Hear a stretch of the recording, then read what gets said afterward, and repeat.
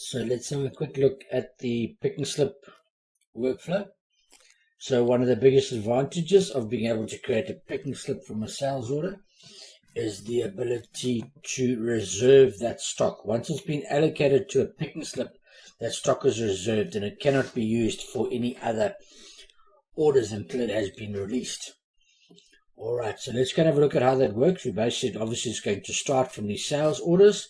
You're going to pop the sales order open, and this is the sales order as it's captured in Sage. We're going to go create pick and slip, and from here we can complete the other details as required. Now, in normal circumstances, what will happen is this will get issued to a picker, print preview, and this will then get printed and given to somebody to go and actually pick the stock from the warehouse.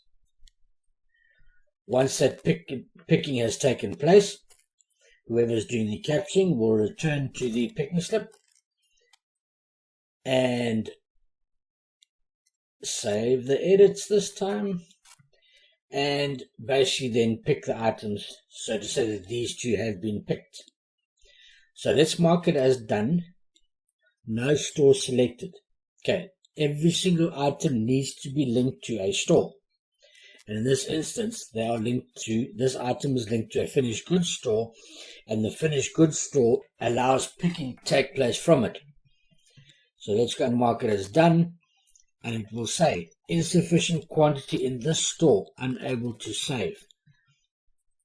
So we need to do a warehouse transfer, because I know we've got these goods in stock and we've got them in the raw materials store. So let's go and do a warehouse transfer. So we want to move it from raw materials to finished goods. Sports chair. We have 24 in stock, so we're going to move 10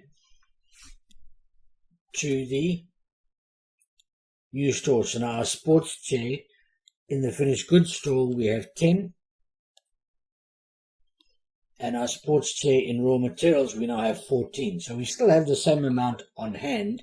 We just have them distributed differently in different stores. So if we go now to the sales orders, we go back to our pick and slip. We can now allocate 2 of those items to this pick and slip. It will quite happily take it. We will save it, and we will save the edit. So what has happened now is that stock has now been booked against this pick and slip. We can close it off as complete, and once it's closed off as complete, it will allow Data Fusion to send this information back to Sage. So once it's been closed off as complete, we'll see it's completed here. We cannot edit the pick and slip any further.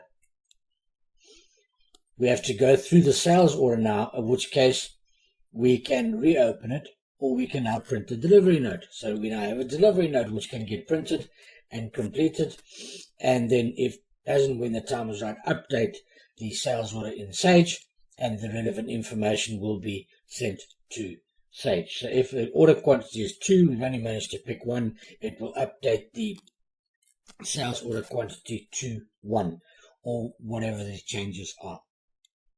Invoicing will then take place in Sage itself. When the invoice takes place, that will count the stock down, and then the two systems will balance.